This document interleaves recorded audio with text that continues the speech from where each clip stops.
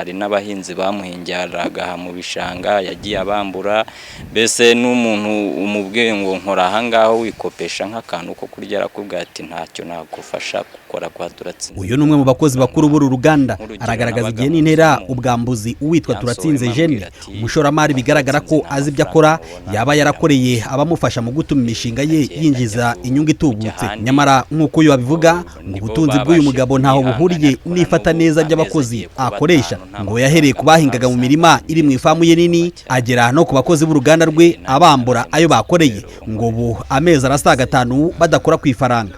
Kuva mu kwezi kwa gatandatu kugeza mu kwa 12 twahembwe muri rimwe gusa. Izi saha agiye kumpemba yampemba 410. Ubu ku kwezi ni gushira kuraba ari ukwa 5 nkakora ku ifaranga, kandi nta n'ikizere mfite ko nzayabona. Mbese ni ikibazo no muri uyu murenge ku bakozi bakorera Turatsinze Jeanne.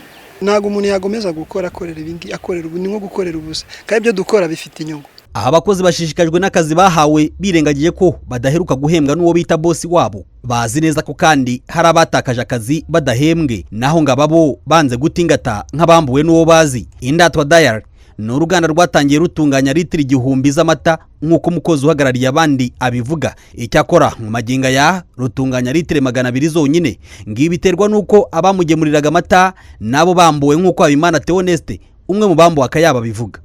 Za miliyoni enye ntago yabashije kuzinyishyura, yansinye sheki ya miliyoni 2.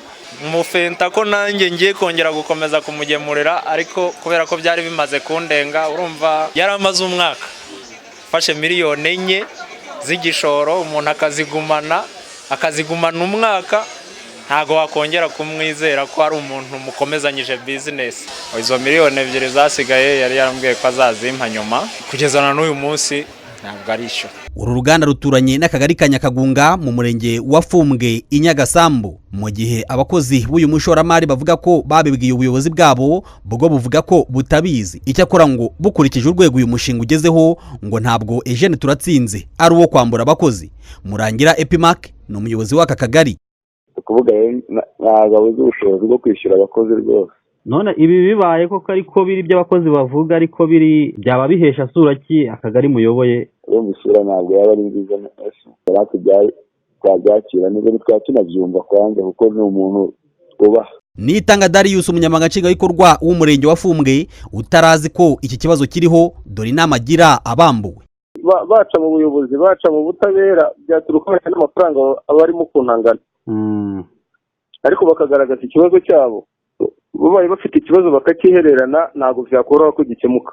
Aho ribera ihurizo rikomeye kuri aba bakozi ngo nuko nta masezerano y'akazi yanditse bafite, nk'uko bigaragara. Ariko aya masezerano yigeze gutegurwa asinywaho n'uruhande rumwe rw'abakozi, ariko umukoresha Jeanne Turatsinze ntiyayasinya.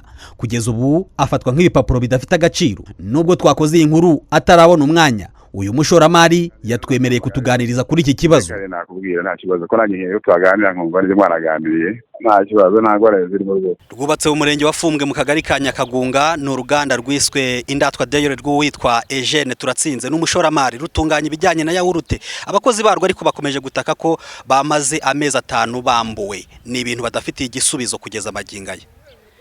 Jehobe Munyentwari, Royal TV.